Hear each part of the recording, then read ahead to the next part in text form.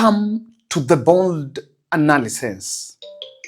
The Baringo senatorial by-election slated for 27th of November emerged as a pivotal political showdown in Kenya's Rift Valley, triggered by the untimely demise of Senator Late William Cheptumo in February. A quick statecraft by President Ruto visiting late President Moi's graveyard years after he was blocked from visiting that residence. And of course, that happened after the State House meeting, a show of desperation for Rift Valley unity. But while listening to the echoes of the rift, the sounds from Kipchumba Murkomen, the standard headline, speeches from William Ruto, and other leaders from the Rift Valley, you'll actually understand what is behind this deal. And in this podcast, I know you've been following that political development. But in this podcast, you'll understand the dynamic. Because as I always say, in this podcast, we make sure you put the facts, the figures together. Today, I spoke with a very senior person from Baringo who actually had worked at the IBC in the last general election, and he understands the dynamics, and you will see through his lens why William Ruto decided to rush for Gideon Moi, but Gideon Moi is unhappy and is not buying in. Kindly subscribe to our channel, click the notification bell, and like our videos. Subscribe because here we do exclusive in-depth analysis. And I've just realized that by this week, the number has improved. Since I started asking you to improve on us, 5 out of 10 people subscribe to our channel. Where do you belong? Have you subscribed? Please just confirm your subscription and you will not miss our videos. I realize that so many returning viewers, before you go to job, this is the podcast you listen to when you are driving your way to town, or maybe umefika kwa ofisi na bado hujasettle kidogo kidogo ndo unapanga your daily diary. You can have a listen and understand the political dynamics there.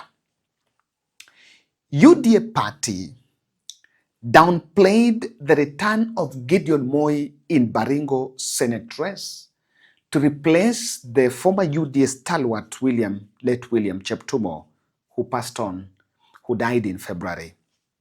And Vincent Kiprono Chemitei, a 31-year-old gentleman who was just playing pool in Nakuru town, faced hostility from Baringo when he tried to represent his papers to IBC. The road was blocked. Residents demanded more from him, and they demanded nothing and no one apart from Gideon Moi. And there is a question I wanted to establish. If this candidate won UDA nominations fairly, and probably Baringo can be a fairly UDA-friendly zone, how is it that a candidate from a ruling party, president's party, is blocked? And doesn't he have supporters? Because remember, the roads were blocked, but there were no confrontation. Those who were against him were more. Na mpaka sasa Gideon bado hajakuja. Unaona vile watu wamengojea. Tumengojea hapa kutoka saa 12 tukingojea Gideon. Na tunataka tuseme kama kuna mtu ama kitu ambaye imefanya Gideon asikuje. Kama ni mtu, tunaomba hiyo mtu aachilie Gideon akuje apeane papers yake. Na kama ni kitu, tunataka tujue ni kitu gani imefanya Gideon asikuje kupeana makaratasi. Kama watu wa Baringo au watoto au wote ni watoto wa Baringo. Gideon na Chemitei ni watoto wa Baringo, na kidemokrasia sisi tuko na haki kidemokrasia ya kupiga kura. Tuamue ama depe iamue Gideon atachukua kwa seneta ya Baringo ama Chemitei. Na kama kuna mtu amemkataza Gideon asikuje, na kama kuna kitu imefanya Gideon asikuje, tunataka tujue. Kwa sababu tutakaa hapa mpaka kesho. Wote wenye unaona ni watu wa Kano, na sisi ni watu wa Baringo. Na ningependa tu kusema, Gideon, ukiwa mahali popote huko, watu wako wanakungojea, na usidanganywe na usithubutu kukubali kuombwa ati uachane nayo, kwa sababu kwa maoni yangu naona hii ni wakati wako wa mwisho kuwa kwa siasa, ama ni wakati wako wa kurudi kwa siasa. This is the answer. And have a listen. Kiprono, Vincent Kiprono, came from minority grouping, from minority community in Baringo, and that community is called Endorois. Someone from that region, you can subject this analysis to your own fact check, and also get to the comment section and tell me, Kevin, this is this way and this is that way. We really want to. I'm also going to come to the comment section to hear what you guys are saying. So from what we understand, Kiprono, Vincent Kiprono, came from Endorois. Endorois is a minority community in Baringo. And all the other opponents he faced in UDA nominations came from TURGEN. TURGEN is the dominant subgroup, dominant community of the Kalenjin dialect from Baringo. So someone would want to ask, how was it that someone from the minority was able to win against the TURGEN subtribe? Now, Ruto's UDA strategist believed that his choice for him to win, he appealed to the minority groupings. This one was including Pokot. There is another subtribe known as Ichamus. There is Kikuyu there, Turkana, and Nubian communities. Someone will ask me, Kevin, how are Kikuyu coming in? The border county of Samburu and the other one, which is Laikipia North, which all borders Baringo, are all dominated by a little bit of Kikuyu. So this candidate faced 8 candidates from the bigger subtribe, which is TURGEN, na akawashinda wote. Now, this is why I think when Gideon's candidate, because wale walikuwa number 2, this Kiprono got 48,000. Number 2 wake was some gentleman known as Wycliffe Kipsang Tobole, who got 30,000, and number 3 was Daniel Kipto, who got 23,000. Now, all the other 8 candidates which came from TURGEN, wangeungana, wangemshinda. Number 2 na number 3 came from TURGEN. Na wote ukimaji vote zao, they will amount to around 53,000. Alafu, the Chemitei only had 48,000. Now, if Gideon Moi was going to present his candidature, now this is why, wale TURGEN waliziba barabara, hawa ndo majority. The other minority could not be there, and it is for that reason why that gentleman had to be taken, airlifted by a chopper to go and register. And I wanted to look at this video. Alipelekwa peke yake, akada IBC walking. This event where Vincent had to go alone was supposed to be a glamorous celebration event. Ilikuwa ngumu. Now, when William Ruto realized, and this is why that seat was going with Gideon Moi, I can tell you, if Gideon Moi would take his papers, he was going to take that seat from UDA. He was going to win it straight. So someone might ask, why is this issue of minority tribe coming in? It's coming in because in the last general election, Benjamin Cheboy, Baringo governor, the late Senator William Cheptumo, and Florence Jamatia, all the three most county elected positions went to TURGEN. And these other wadogo walikuwa wanaonekana ni kama wametengwa. That is why they emerged around Chemitei. And with Gideon Moi going there, ndio maana walikuwa wengi. And I just want you to look at this video of this gentleman. You will understand what this behind this gentleman, you are going to see those crowds. Uone walikuwa wengi. Now, if this candidate was popular, dunajua watu wake wangemsukuma mpaka aende ABC. He did not need, because he had to take a chopper 2 kilometers from that place to the IBC offices. Now, you can see from that video, the gentlemen are saying they were waiting for Gideon Moi. The next hour, Gideon Moi was spotted in State House with President Ruto as he announced his decision to step down from the race. He was accompanied by a delegation of elders from the Kenyan land who implored on him to step down. And to show you the intrigues of how this was going on, I've looked at two standard headlines. The headline, since Gideon Moi moved to William Ruto's side, is one that I want us to pay attention to. On this one, the top of the news was education crisis. This was the Friday. Hii ilikuwa ya Friday. Hii Friday mpita hii jana. This weekend. They didn't give that Gideon Moi Ruto meeting a very big coverage.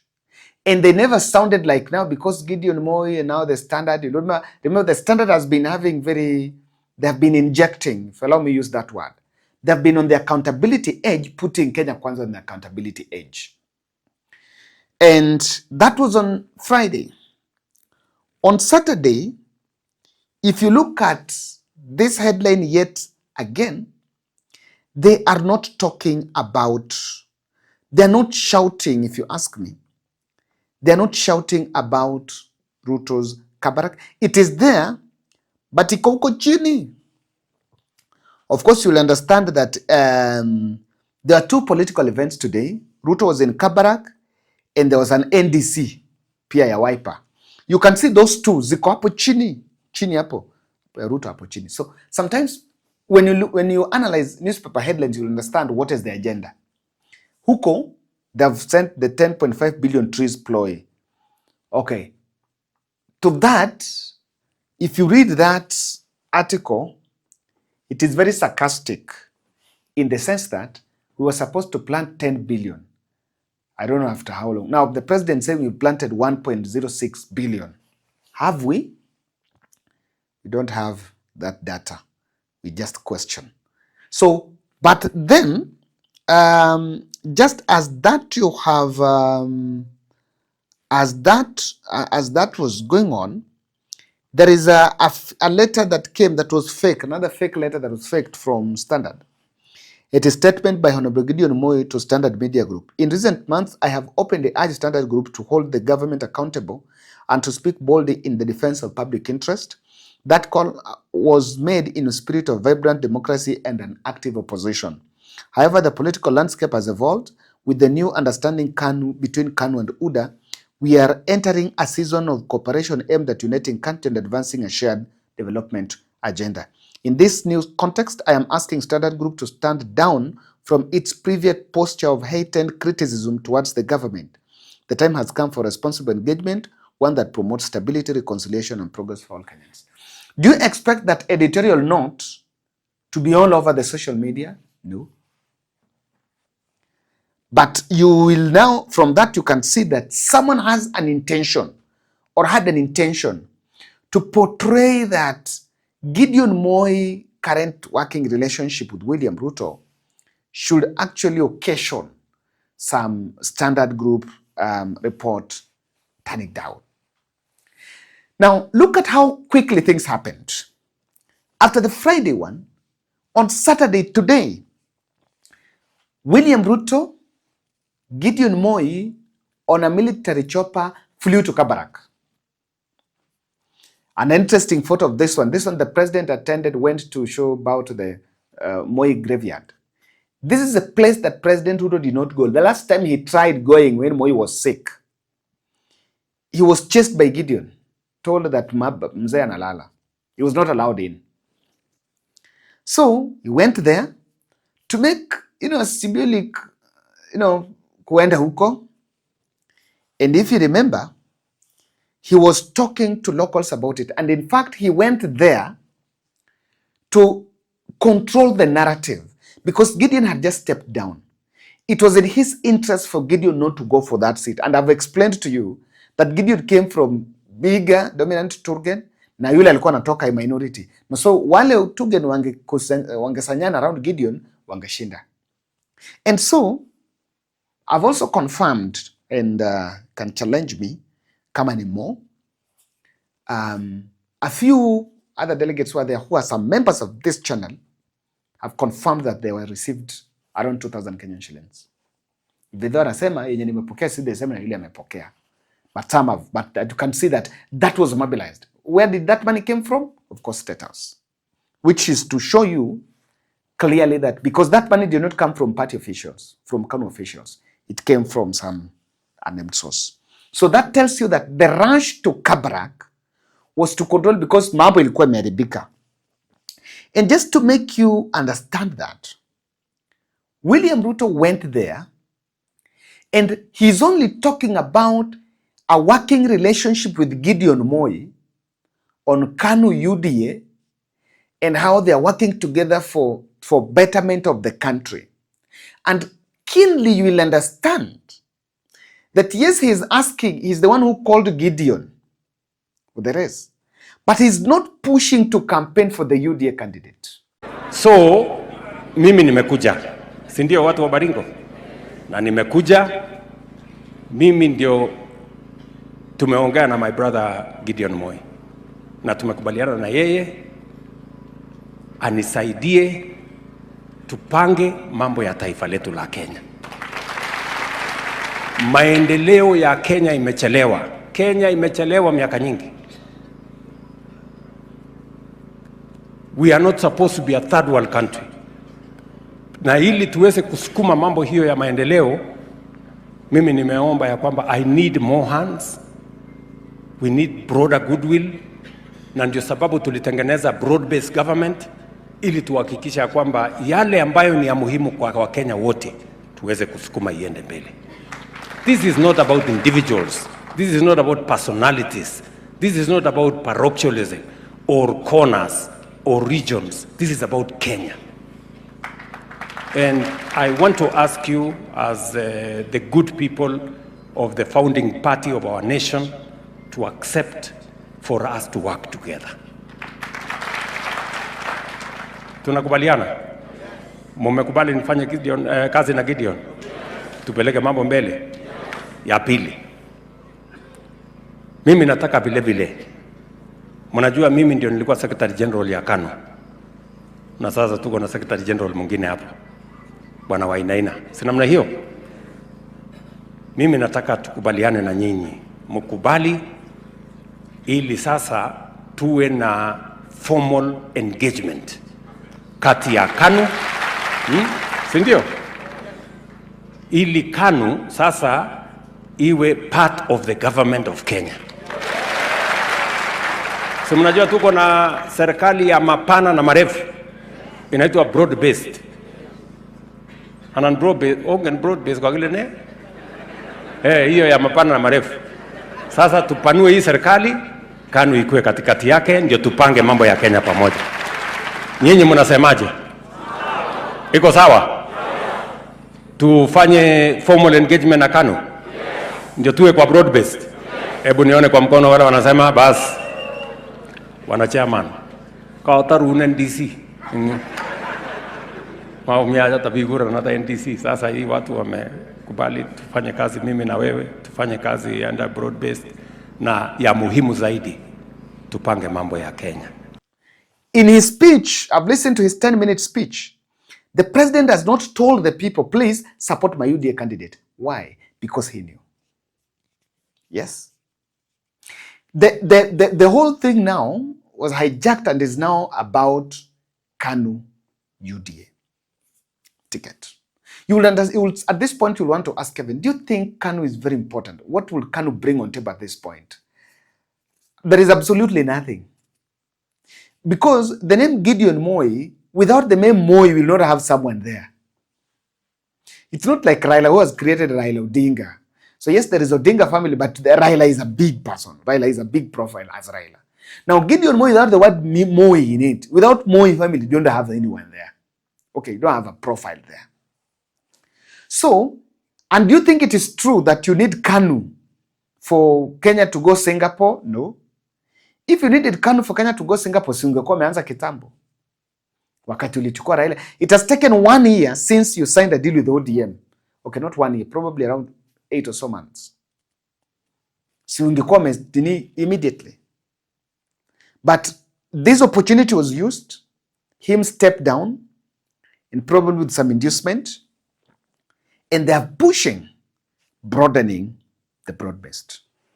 For the first time, Ruto actually spoke in Kalenjin. Aoge Moi walejo amugite kwech kugo University Eldoret.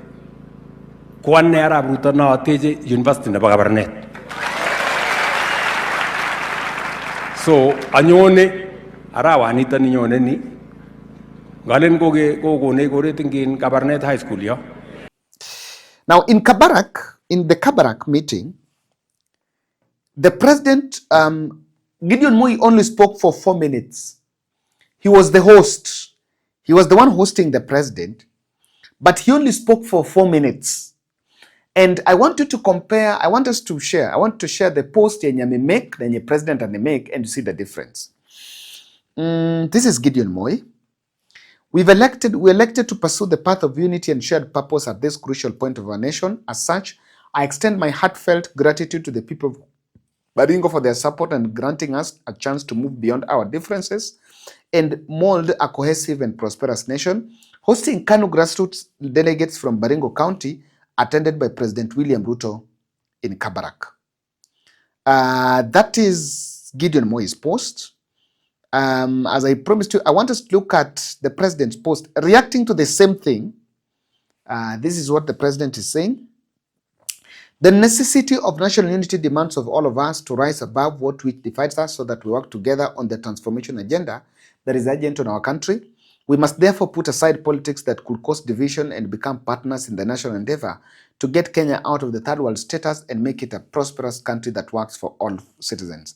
Attended a KANU grassroots delegates meeting Kabarak, Nakuru County, where the party agreed to work with Kenya Kwanza under the broad-based government. Glad the KANU under the leadership of Gideon Moi will work with us to address the challenges facing our country. He's talking about broad-based. Gideon Moi is not posting anything of broad-based. And now you will understand. I saw a reaction from Murkomen. You look at the president post, look at what the president messaged there, and listen to Murkomen, you will see their position on all this. Gideon Moi amefanya kitu ya busara kuona kwamba kwa sababu Gideon Moi na Chemitei ni kama kijana yake. Ingekuwa ni vibaya sana kama angeendelea kubishana na yeye, na pia kwamba watu wengi wanaamini kwamba kuna stage ukishafika kwa siasa uwezi rudi kwa ile iko chini pale, unaachia wale vijana, unasonga ukijaribu uko mbele. Aswa kama umefika level ya age na experience ya Gideon Moi. So nadhani kwamba amefanya jambo la busara. Najua kwamba supporters wengine wanaweza kuwa wamekasirika, wasifurahie, lakini nadhani ni jambo la busara. Pia kwa sababu walionana na Mheshimiwa Rais jana, ninajua kwamba ni jambo la busara pia kuonyesha umoja wa taifa saa zingine kukaribiana katika umoja wa taifa. Unajua kwamba Mheshimiwa Raila Odinga tayari alifungua ile broad-based government, na Mheshimiwa Uhuru Kenyatta katuma mawaziri ambao wako na sisi. So unajua kwamba hata Mheshimiwa Gideon Moi anakaribishwa tukue pamoja katika ile broad-based administration. Lakini ya maana zaidi ni kusema kwamba nafasi hii inatupatia also nafasi ya kuangalia huko mbele. Ukiangalia mbele kwa mambo ya siasa ya 2027 utapata ya kwamba sehemu nyingi za Kenya zinakuja pamoja. Wale contrary to the opinion ya watu walikuwa wanasema wewe serikali ni one term ama nini, inaonyesha kwamba marafiki wengi ama wale ambao hawakusupport hata president last time wengi wanaendelea kukuja ndani, kuashiria kwamba ni kielelezo ya nini itafanyika 2027. Kila moja, na hii ndio itafanyika mwaka kesho, kila moja amekuja kukundua rais anaenda tu only one term.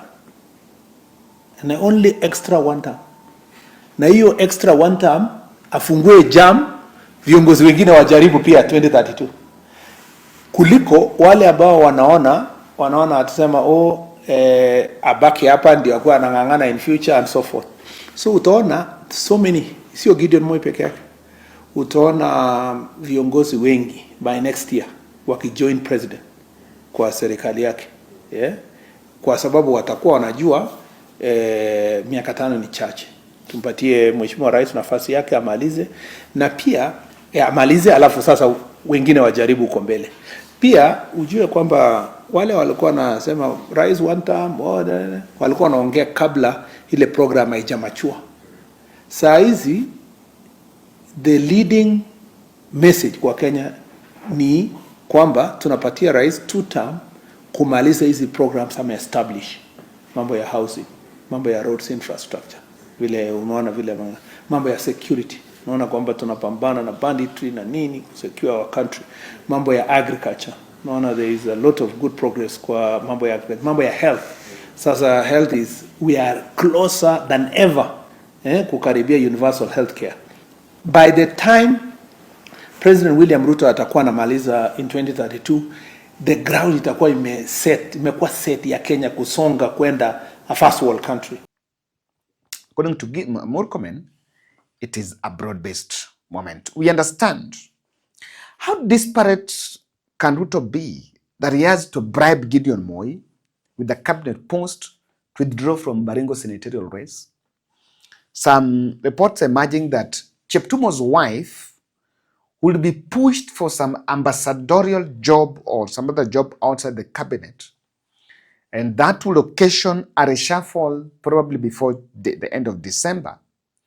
So that Gideon Moi or Gideon Moi's person gets to cabinet as the president is opting to sacrifice one Mount Kenya slot. There is Alice Wahome, there is Rebecca Miano, there is Gitau Kavogo, you have Lee Kinyanjui, and who is the other person? Quite a number. He might sacrifice one of those slots to inject Kanu's person there. Do you think it's about he wanted because Gideon wanted that? No. It was because the president is really in need of it. But if you look at how they've pushed it, they've hijacked it to sell broad-based. And I will tell you why that is it. Why did Ruto intend to go for Gideon Moi and to avert him taking that position? Number one, Ruto is shopping for dynasty principles for some 2027 political party. And this one should work for him in terms of optics. If you look at the united opposition, you can see there are so many. You can see Rigathi, Kalonzo, Eugene, Matiang'i. And, with time, there could be cementing a profile around them. Now, William Ruto is also looking, but this time around is looking for the people he really mocked in the last general election. He once said that shida ya each Kenya ni Odinga, Moi, na Kenyatta. Sasa he's going for them. He would want a situation where he's in the middle, Gideon huku, probably Huru huku, and probably Raila there. So that they believe that they're people that now advancing unity. Now, that is supposed to work. And the target is very simple. I can tell you, Even Kalonzo is a target. As to whether they will get it, I cannot guarantee. And this is simply, the trap is busy dealings. You know, some of these companies, some of these people are also looking for businesses for their companies and this and that. That is some of the trap. I will not be shocked, probably a newspaper headline today or tomorrow about some deal that has been given to Gideon Moi's company, Standard Media Group, and this and that. I will not be shocked to see that, because because interest is also important. So I think this is why he's also shopping for KANU. But a more appropriate point would be that if KANU senator bid would succeed, then losing, it will be not a KANU win, but an UDA loss. They're not sure about Mbere. They're not sure about, they're not sure about Malava. Those are the two places that UDA has a candidate. So wakilusi hizo zote na walose Baringo, that will be the end of UDA. That is why it was of interest to him to make sure that probably he gets Baringo. Because now without Gideon Moi, he can probably get it. You know, that candidate, that Chemite, was also envisioning bottom-up hustler. Nakwambia alikuwa anacheza pool Nakuru town. But anazungumza hizo lugha zote. Anaongea Kikuyu, Kipokot, Ichamus, hiyo yake, Ndorois, Tugen, anaongea hizo zote. So he's able to cut across. Now, if Gideon Moi wins through KANU, and KANU is revived, then there is a probability of that KANU moving to the opposition. And that will divide the Rift vote. So it's also consolidating the Kalenjin vote. And more importantly, I've seen it because I'm just getting the hint from that screenshot, from that fake presser. I think the deep state are also looking for one media house, even if it is that Standard, that can be on their side, or that they can easily manage, that can sell the agenda in the next general election. And maybe that's why they're going after Gideon Moi, and the target is the Standard. Let's look at the next podcast on the event in Uhuru Park.